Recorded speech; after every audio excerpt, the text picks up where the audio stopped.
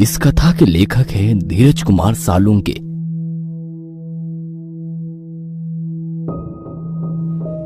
रात के 2 बज रहे थे। एक 30-35 साल की औरत सुनसान रास्ते पर ऑटो का इंतजार कर रही थी। तभी उसी रास्ते पर एक ऑटो आ गया। जैसे ही उस औरत ने हवा में हाथ लहराया, वैसे ही ऑटो ड्राइवर ने ऑटो उसके पास जाकर रोक दी। कहाँ जाना है मैडम? ऑटो ड्राइवर ने उस औरत से पूछा। अवंती नगर। औरत ने उत्तर दिया। ऑटो ड्राइवर ने अपना मोबाइल निकाला और गूगल मैप पर अवंती नगर की तलाश की, क्योंकि वो शहर में नया ही आया था और वो पहले कभी अवंती नगर की ओर नहीं गया था। अवंती नगर वहां से 7 किलोमीटर की दूरी पर था। भाड़ा 300 रुपए होगा मैडम, ऑटो ड्राइवर ने औरत से पूछा। क्या 300 रुपए? भैया 300 बहुत ज्यादा है, 200 में छोड़ दो। उस औरत ने ऑटो ड्राइवर से कहा। ऑटो ड्राइवर ने उस औरत को सिर से पैर तक देखा और कुछ देर सोचकर वो बोला, बैठिए, छोड़ देता हूं। वो औरत ऑटो में बैठ गई और ऑटो अवंती नगर की तरफ निकल पड़ा। ऑटो ने 4-5 किलोमीटर की दूरी तय की थी। जब से वो औरत ऑटो में बैठी थी, तब से ऑटो ड्राइवर उसे आईने में घूरे जा रहा था और गाना गा रहा था। सलाम इश्क मेरी जान जरा कबूल कर लो, तुम हमसे इश्क करने की जरा सी भूल कर लो। ऑटो ड्राइवर के इस बर्ताव से वो औरत डर गई। उसने तुरंत किसी को फोन किया और धीरे से बोलने लगी। वैसे ही रिक्शे वाले ने गाना बंद कर दिया और उसकी बातें सुनने की कोशिश करने लगा। हेलो शालिनी, तू आ रही है ना मेरे घर? तुझे पता है ना कि मेरे पति विशाल अमेरिका चले गए हैं और मैं घर पर अकेली हूँ। वो औरत बोली। नहीं यार, मैं नहीं आ सकती, मैंने तुम्हें दोपहर में ही बताया था ना। फोन की दूसरी तरफ से दूसरी औरत बोली। ठीक है, मत आना। ऐसा कहकर उस औरत ने गुस्से में फोन रख दिया। ऑटो ड्राइवर ने उस औरत की बात सुन ली थी। उसने सुन लिया था कि वो औरत आज रात अपने घर पर अकेली है और उसके सहेली ने भी उसके घर आने के लिए मना कर दिया है। ऑटो ड्राइवर अभी भी शीशे से उस औरत को घूर रहा था।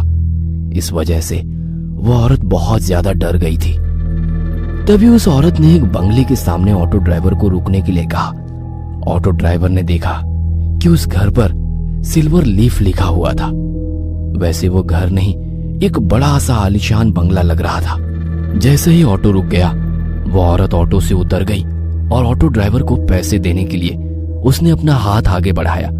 तभी ऑटो ड्राइवर ने पैसे लेते समय उसका हाथ पकड़ लिया और बोला, अब जब तुम मुझे यहाँ तक ले ही आई हो तो एक कप चाय ही पिला दो। ऑटो ड्राइवर की बात सुनकर औरत और भी ज्यादा डर गई। उसने ऑटो चालक के हाथ से अपना हाथ छुड़ा लिया और सीधे गेट के अंदर भाग गई। यह देख ऑटो चालक मुस्कुराया। तभी उसकी नजर पीछे की सीट पर गई। औरत ऑटो में अपना मोबाइल भूल गई थी। इससे पहले कि औरत अपना मोबाइल लेने वापस आती, ऑटो ड्राइवर ने ऑटो स्टार्ट कर दी और वह वहां से 9-2-11 हो गया। कुछ दूर जाकर उसने ऑटो रोका और उस मोबाइल को देखा। वो कुछ 20-25 हजार का महंगा मोबाइल था। यह देखकर वो बहुत खुश हुआ, लेकिन उसने देखा कि मोबाइल बंद था। लेकिन अब कुछ समय पहले ही तो वो औरत मोबाइल पे किसी से बात कर रही थी, तभी तो मोबाइल चालू था। फिर इतने जल्दी ये बंद कैसे हो गया? वो मन ही मन बोला। लेकिन फिर उसने सोचा कि शायद मोबाइल की बैटरी डेड हो चुकी होगी, इसलिए बंद पड़ा होगा। तभी अचानक उसके सिर में एक डरावनी योजना आ गई। मोबाइल फोन देने के बहाने उस औरत के घर जाने की। उसके दरवाजा खोलते ही उसके गर्दन पर छुरा रखकर उसकी इज्जत लूटने की और फिर घर में से सारे पैसे लूट के 9-2-11 होने की योजना बनाई।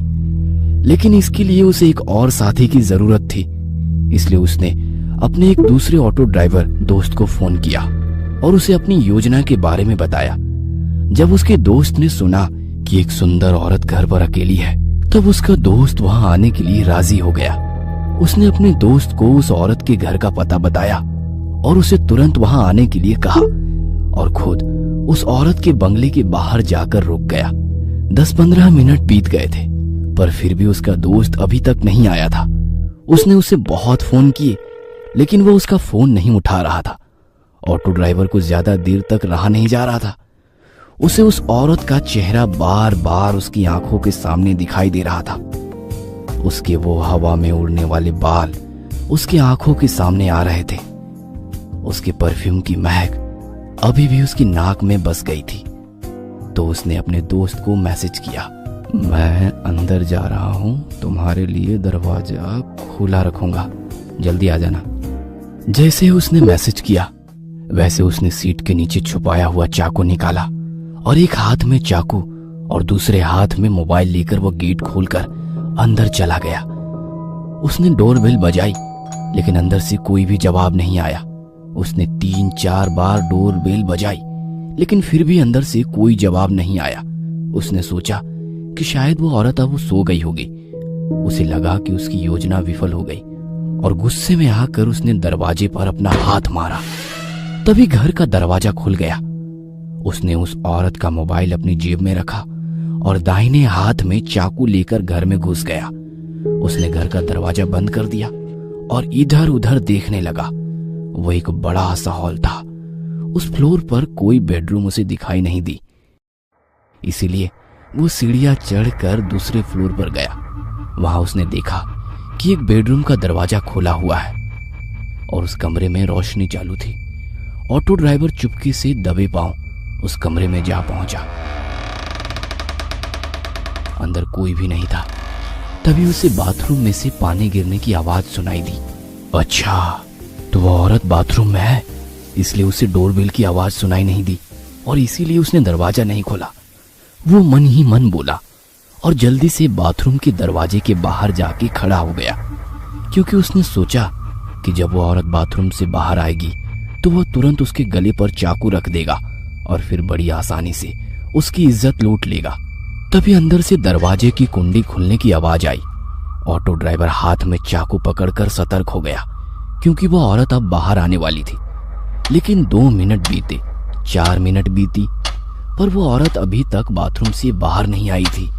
आखिरकार ऑटो ड्राइवर ने बाथरूम के दरवाजे को अंदर धकेल दिया। जैसे ही उसने दरवाजा अंदर धकेला, वैसे ही उसकी नाक में सड़े हुए मांस की बदबू घुस गई।